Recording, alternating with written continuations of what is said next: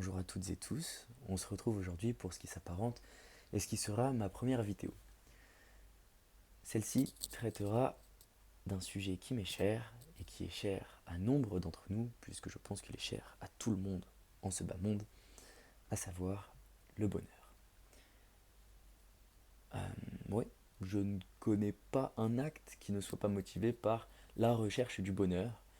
Je ne sais pas si vous avez cette impression-là ou pas, mais je pense que de manière générale, les gens tendent à leur autoconservation et cherchent à être heureux de manière générale. Avoir des hauts, avoir des bas, rien de plus normal, effectivement. Pour autant, il y a certaines façons de penser, certaines façons de, voilà, de concevoir la vie, de voir les choses qui permettent d'être attentif et de prendre conscience de la chose qu'on a, d'être en vie, d'apprécier la vie et les choses à leur juste valeur et finalement de trouver une part de bonheur dans nombre de choses. C'est pourquoi aujourd'hui, je vais essayer de vous livrer 5 de mes conseils qui sont simples d'application pour être heureux. Alors, vous allez me demander à qui s'adresse cette vidéo. Eh bien, cette vidéo s'adresse à tout le monde, que vous soyez seul, accompagné, que vous soyez heureux ou pas.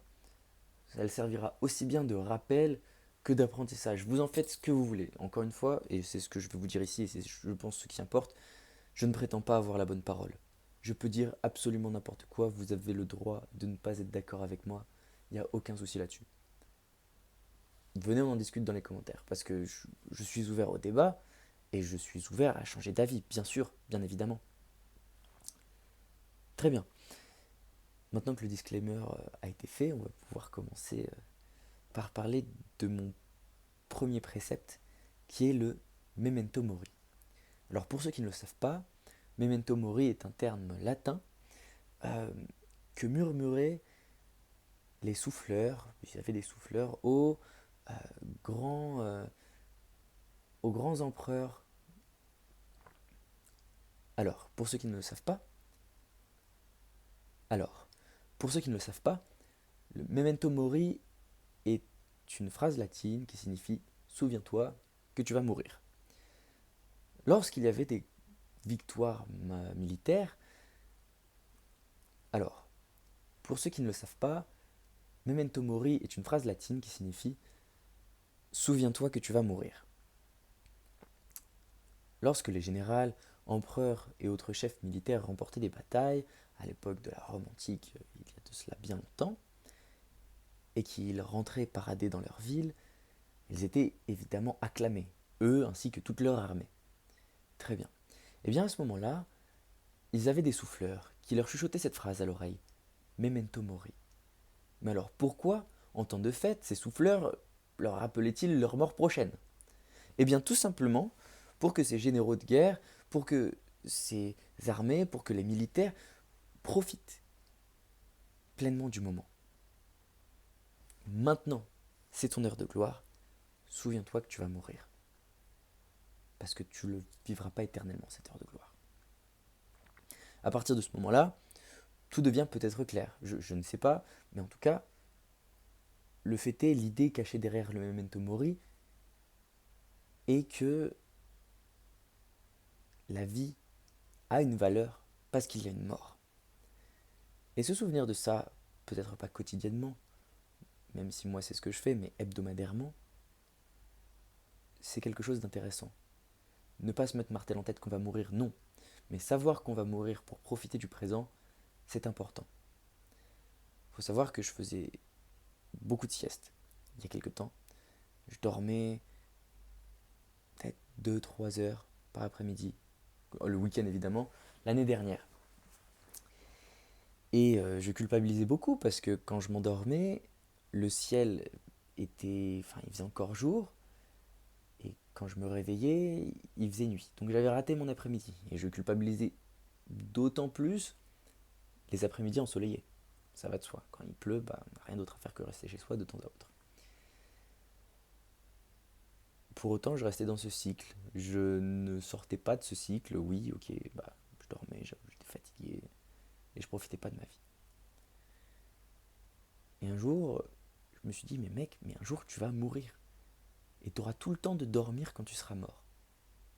Ouais, c'est vrai. Et à partir de ce jour-là, c'est quelque chose, je me souviens d'avoir eu comme un certain déclic. Alors, on croit ou non déclic, moi j'y crois. Et où ça m'a poussé, même quand j'étais fatigué, à un peu plus profiter de la vie. Quitte à me coucher un peu plus tôt. Croyez-le ou non, sortir, faire des activités, même quand on n'a pas forcément tant envie que ça, au final, ça fait du bien. Parce que si la chose se passe bien, on sera heureux d'avoir été actif, d'avoir été proactif, d'avoir fait quelque chose. Et si ça se passe mal, et ben c'est un sourire, enfin c'est un sourire, c'est un lapsus. C'est un souvenir qu'on pourra mettre dans une blague, qu'on pourra raconter à ses potes ou à sa famille pour les faire sourire. Une anecdote. C'est du vécu. C'est pas un moment d'absence comme peut l'être le sommeil. Mon deuxième conseil est, par continuité, d'apprécier les choses à leur juste valeur. Non pas parce qu'on va mourir, mais essayer de conscientiser la valeur des choses que l'on a. Je vous prends un exemple tout bête. Vous qui regardez cette vidéo, vous n'avez certainement pas mal au ventre à l'heure qu'il est. Grand bien vous fasse, je suis ravi pour vous. Pour autant, est-ce que vous conscientisez le fait de ne pas avoir mal au ventre maintenant? Non, c'est normal. C'est normal. Et lorsque vous aurez mal au ventre, vous repenserez peut-être à cette vidéo en vous disant: c'est vrai que je n'ai pas assez profité du moment où je n'avais pas mal au ventre. Parce que c'est une habitude, et l'habitude ruine, retire de la valeur aux choses. Ou plutôt, nous empêche de distinguer la valeur des choses. Je vous prends un autre exemple. Quand j'étais petit, euh, je, j'allais souvent voir mes grands-parents pendant les vacances. Et lorsque je les quittais, je pleurais. Systématiquement. Peut-être, allez, bon, c'était pas si long que ça, mais une demi-journée, une journée complète. Je détestais rentrer chez moi parce que ça symbolisait la routine, ça symbolisait le retour de l'école, le quotidien. Et ça me rendait triste. À mon entrée en sixième, mes parents ont décidé de divorcer. Terrible, ce fut terrible.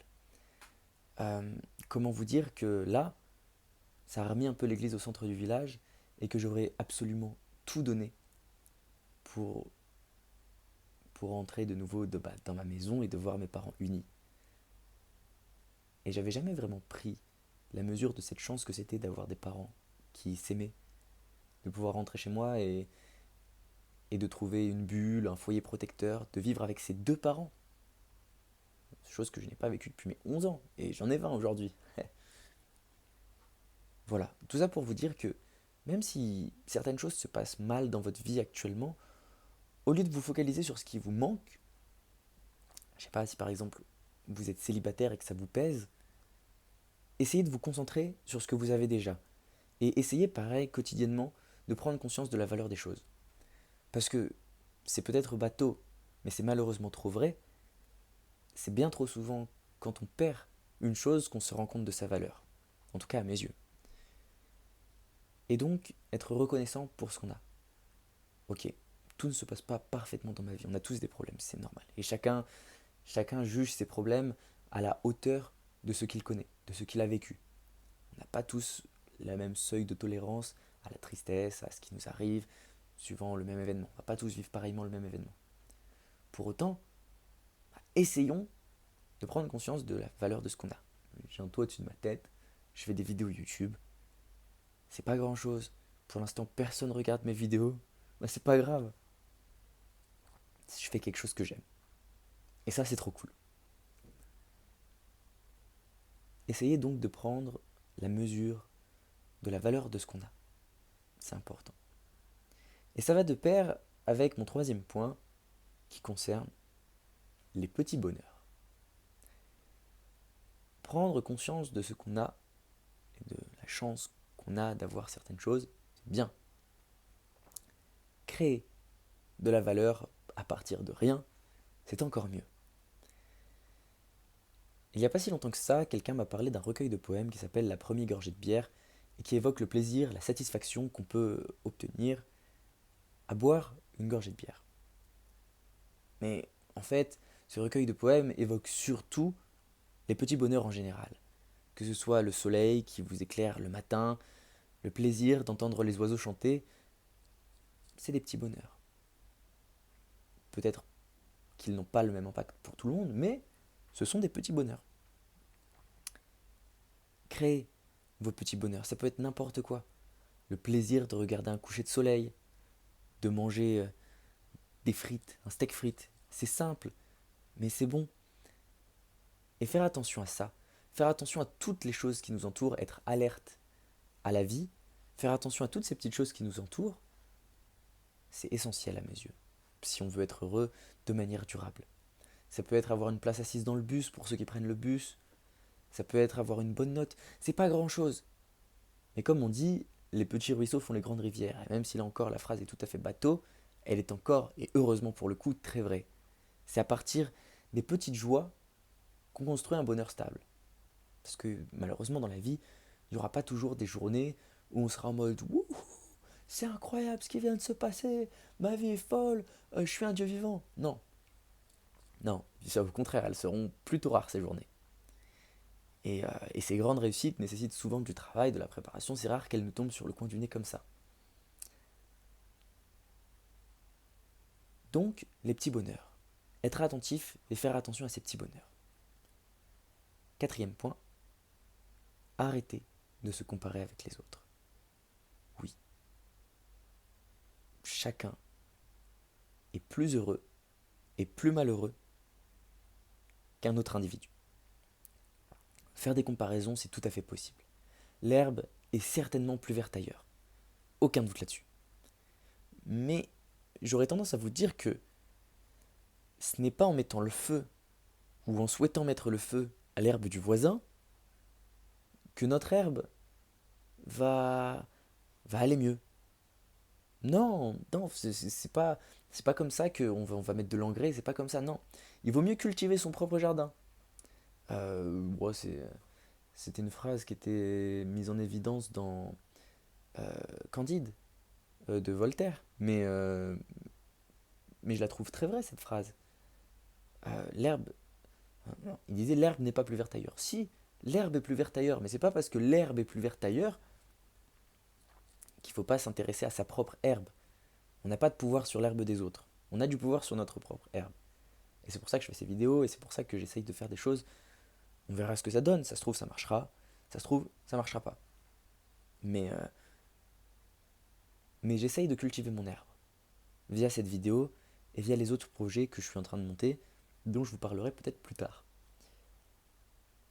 Finir les comparaisons, ça veut aussi dire arrêter de faire les choses pour les autres. J'ai été quelqu'un qui a fait très longtemps grand cas du regard des autres. Ça m'a fait beaucoup souffrir. Je peux vous assurer que le jour où j'ai compris que la vie n'était pas une affiche publicitaire et qu'on n'était pas destiné à plaire à tout le monde, ça a changé beaucoup de choses. Il y a des gens qui ne seront pas d'accord avec moi, il y a des gens qui seront d'accord avec moi, il y a des gens qui m'aimeront, il y a des gens qui m'aimeront pas. Bah tant pis. Calf, comme dirait Damso, qui aime like follow, enfin qui m'aime me suivre en gros. Je sais pas pourquoi il fait cette référence. mais, euh, mais vous avez l'idée. Le jour où vous réussirez à vous affranchir du regard des autres, vous serez de plus en plus heureux. Faites les choses pour vous, faites les choses qui vous rendent heureux. Même si c'est aller au resto tout seul, même si c'est des choses où au début vos amis vont vous juger. Euh, Mes amis me jugent très certainement par rapport à cette chaîne YouTube. Mes amis me jugent très certainement par rapport à plein de projets que je peux avoir. Et ben c'est pas grave. Les vraies personnes vous encourageront. Ça c'est certain. Et vous finirez entouré des bonnes personnes si vous ne vous forcez pas à jouer un rôle. Je vais vous prendre un exemple tout simple et ensuite on passera au dernier point. Imaginez que vous soyez amoureux d'une fille et que vous changiez pour cette fille, vous fassiez tout, vous jouiez un rôle pour l'intéresser. Et comble de tout, comble de vos espérances, ça marche. Génial. La fille tombe amoureuse de vous et commence à sortir avec vous. J'espère que ça ne vous dérange pas, mon micro qui se dandine. La fille sort avec vous. Est-ce que vous préférez devoir toujours vous surveiller, devoir toujours jouer un rôle, devoir faire attention à votre comportement pour ne jamais être vous-même et au final toujours plaire à la fille? Il y a un moment où ça va être compliqué. Est-ce que vous préférez ça? Ou est-ce que vous préférez quelqu'un qui vous aime pour ce que vous êtes, de telle sorte à ce que vous puissiez être naturel au quotidien et, et pas chercher à vous contrôler tout le temps. Et puis comme on dit, chasser le naturel, il revient au galop. Je vous laisse méditer et me donner vos avis en commentaire si vous voulez. C'est pas une technique pour avoir plus de commentaires, je suis juste très curieux de savoir ce que vous en pensez, même s'il y a 4 personnes qui vont regarder cette vidéo. Bon, et donc, le dernier point, qui est aussi très important pour être heureux de manière durable, c'est de conscientiser que le passé est passé. Je ne sais pas ce que vous avez vécu. Je ne peux qu'être juge de mon propre vécu. On a tous eu des problèmes, certains plus graves que d'autres, et je ne me prétends pas être le plus malheureux de la Terre, bien loin de là. Certaines personnes ont vécu des atrocités que je ne vivrai jamais et que je ne souhaiterais pas à mon pire ennemi. Qu'importe les traumatismes qui sont qui peuvent être bel et bien présents, qui sont justifiés, qu'importe les excuses que chacun a, et ce n'est pas des excuses, parce que elles peuvent être bonnes les excuses, c'est des justifications, c'est des explications euh, de certains comportements. Lorsqu'on comprend que la vie c'est devant, que le passé c'est derrière et que quoi qu'on fasse, on ne pourra pas revenir sur ce qu'on a vécu. Aussi malheureux que ce soit, on ne pourra pas revenir sur ce qu'on a vécu, on ne pourra pas changer ce qui s'est passé. Eh bien, ça nous permet d'essayer d'avancer, de rater aussi. Et alors ça, on rate beaucoup, mais c'est pas grave. C'est au contraire, c'est même important de rater, j'aurais tendance à vous dire. Parce que malgré les ratés, on a la satisfaction d'avoir essayé. La satisfaction d'essayer, la satisfaction de se dire, bah, ok, j'ai fait un pas dans la mauvaise direction, mais non en fait. Parce que même si c'était la mauvaise direction parce que je suis allé à droite au lieu d'aller à gauche, c'était un pas en avant. Pas un pas vers le moi du passé qui ressasse tout, et, et qui complique tout. Voilà. Le passé est passé et l'on ne peut qu'avancer. Comme dirait Orelsan, quand tu as le désert à traverser, il n'y a rien à faire sauf d'avancer. Et il a raison. C'est dur, évidemment, voire impossible pour certains, et ça se comprend. Mais le simple fait d'essayer, c'est réussir dans ce cas-là. C'est progresser. Et c'est ce qu'on cherche. Dans la recherche du bonheur, la satisfaction au sens cartésien du terme, c'est être satisfait de soi. Ça aide à être heureux d'être satisfait de soi. Et quand on essaye, à ce niveau-là, on est satisfait de soi. Et un jour, on réussit. Et alors ce jour-là, je peux vous dire que la fierté est immense. La fierté est immense. Voilà. Bon, j'ai essayé de faire 5 conseils en moins de 20 minutes. Vous m'en direz ce que vous en pensez. Je vous remercie d'avoir regardé cette vidéo jusqu'au bout. Pour ceux qui sont encore là, n'hésitez pas à commenter, liker, vous abonner, partager, même si bon voilà. C'est quelque chose qui importe beaucoup pour les petits créateurs. Je suis un petit créateur. J'ai hâte de voir la suite des aventures. J'ai hâte de voir les prochaines vidéos que je vais vous concocter. Celle-là, elle me semblait importante parce que le bonheur est un sujet important et partager du positif, c'est important. Donc je le fais. Vous en ferez ce que vous voulez. Et sur ce, je vous dis à la prochaine.